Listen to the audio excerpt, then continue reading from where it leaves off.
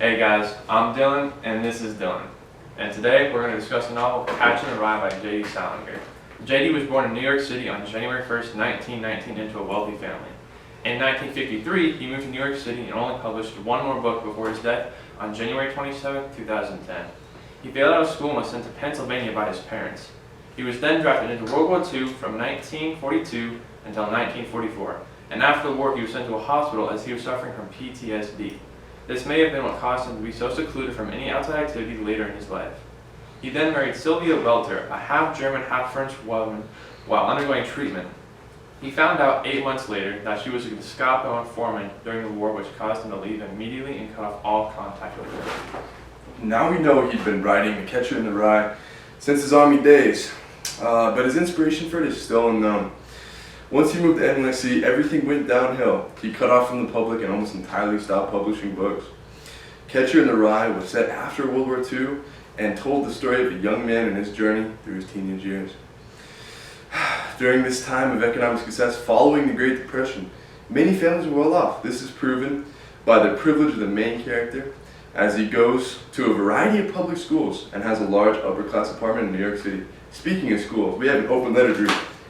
Brian, would you mind? Dear schools, stop putting so much pressure on kids. While some kids may succeed under pressure, most don't.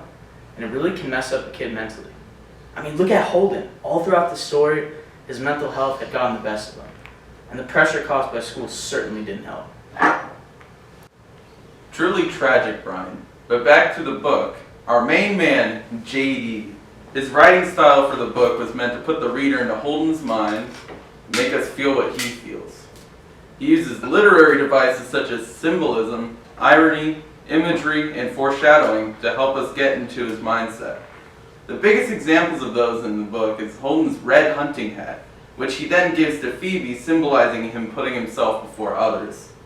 Another would be specific word choice and use of imagery when describing almost all the passages about how Holden feels about his brother who died of leukemia. And using those techniques puts us all in a dark mindset and makes us reflective of how we take our siblings for granted. He'll be back. Probably. Anyway, in my opinion, the way the book's plot structure was laid out was the cherry on top of the reading book.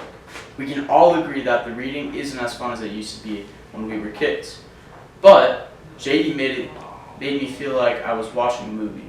As I read the book, it's like the scenes were playing in the back of my head.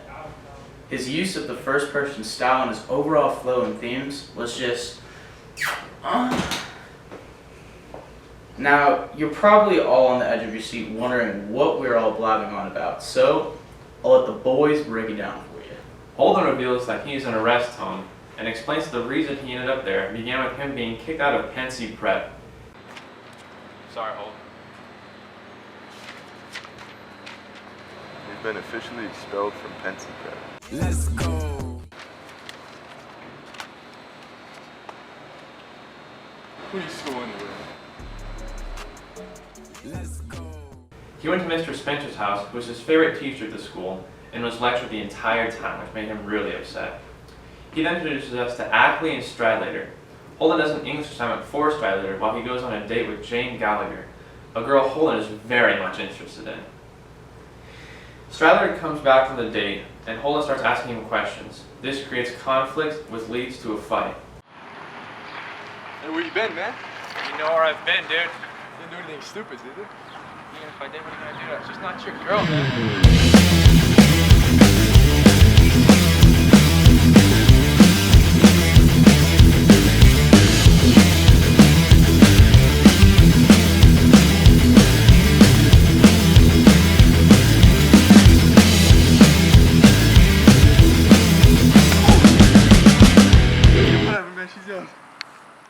As the story progresses, we see Holden begin to slowly lose his grip on reality. We see him hook up with sex workers, drink and smoke while mourning Allie, getting mugged for money, and telling us how his parents mistreat him.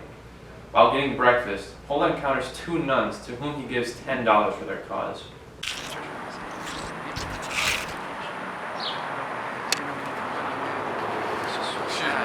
Yes, my child. I'd like to donate. Oh, you sweet boy. God guide you through this confusing earth. Thank you, my child. May God be with you. God guide you. Thank you for the Thank you, my sandwich. child. Thank you. Thank Thank you. Thank you. After they had left, he wishes he had given them more, which shows how Holden is starting to show signs of maturity and selflessness. You know, Dylan, I've actually donated to nuts before. Really? Nah. Alright, continuing what you're saying. To add on to this, he attempts to call Jane, which is really a good step for him to achieve his desired goals. He proceeds to ask out Sally, a classmate, which is a step up from prostitutes. Sally mistreats Holden as expected. It goes good for a little, but his temper gets the best of him and this causes the date to end rather quickly.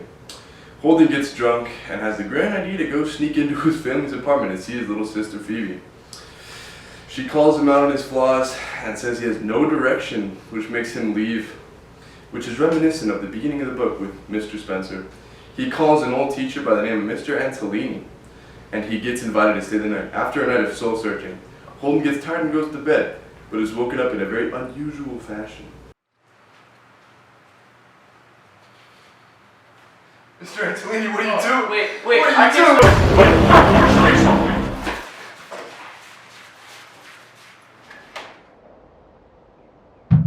After that, he walks down Fifth Avenue, which leads him to Phoebe's old school, where he tells him to meet up at the museum. Once they're together, they talk and have a nice day at the park, which almost makes Holden cry because of how happy he feels. After this, Holden tells us he won't share any more of the details and telling us that this has made him miss his whole family and his friends outside for the rest of the song. I don't know about you guys, but condensing a 234-page book into a little teeny tiny paragraph isn't really as easy as it seems. This book is jam-packed with emotional themes, and for those, I'll pass the stand back to Brian and Declan. Yo, Dylan, you alright? Yeah, he's good, bro. Okay, sick. Themes. Themes are what make a book worth reading. They provide the reader with a life lesson or two to hopefully better them or at least educate them in some way. Although JD provides us with a darker set of themes, they can truly help us understand how to overcome and move past our problems. The most predominant themes within the novel are when young adults reach a certain age, they will fear and avoid growing up at almost any cost. This can be proven from a quote from the book, "It didn't seem at all like Christmas was coming. Didn't seem like anything was coming." Through research, we found that the word, Hypangiophobia. sometimes referred to as, Hypangiophobia. comes from the Greek word, Hypangios. which means responsible, and phobos, meaning fear. As with all phobias, the sufferer will have experienced a traumatic event that has previously taken on responsibility and have failed, causing unfavorable consequences. Lots of big words, but well said, Declan. Holden, saying how he doesn't feel like anything was happening, shows us how afraid of the future he is, as well as how he doesn't set goals for himself. The second thing we found was the struggle to face one's demons, whether they are internal or external, as well as how you adapt to them. Holden saying to us that he is the most terrific liar you ever saw in your life. It's awful. Holden admitting he lies and that he has gotten so good at it tells us that he's very afraid to tell the truth, or worse, face his truths. If we can take anything from this book, it would be to not let your struggles of your past affect you in the present. You only get one go around, and there ain't no going back. Now, to wrap things up, we took the liberty to act out some of our favorite scenes from the book, so sit back and enjoy us acting. Do you know the Muffin Man? Due to the lack of ducks, we have to use turtles. You did this to me. Why?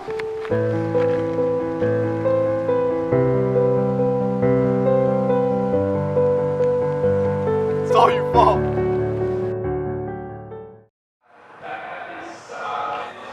Seen her tonight? Have you seen Oh my Bethany? She is ridiculous. You guys are really pretty. You know, no.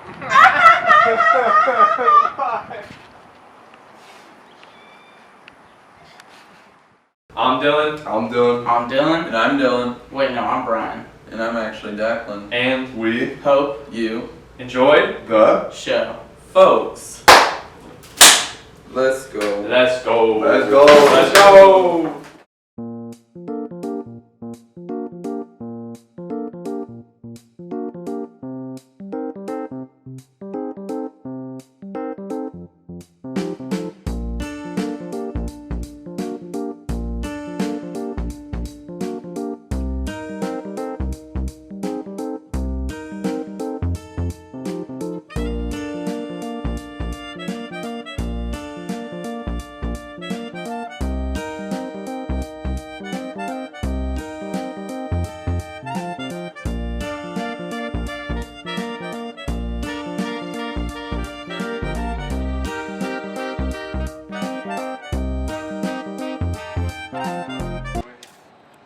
Dude, that okay. 20 school anyway.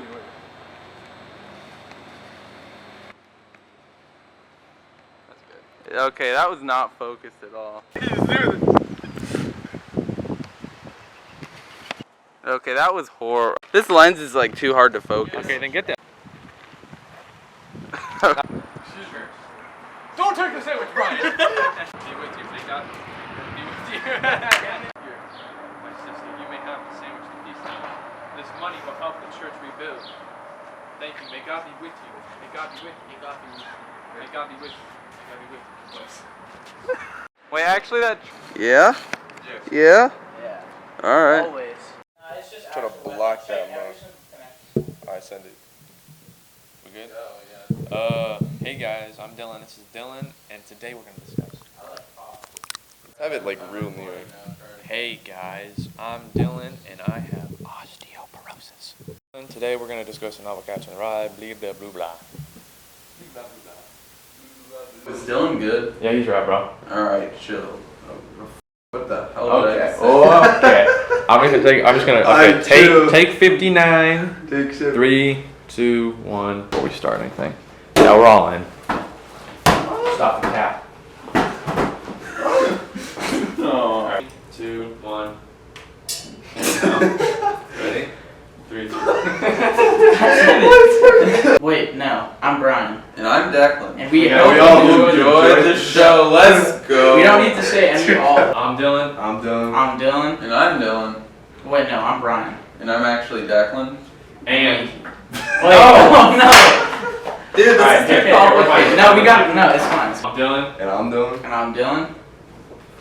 No, you're not. You're supposed to just go with it.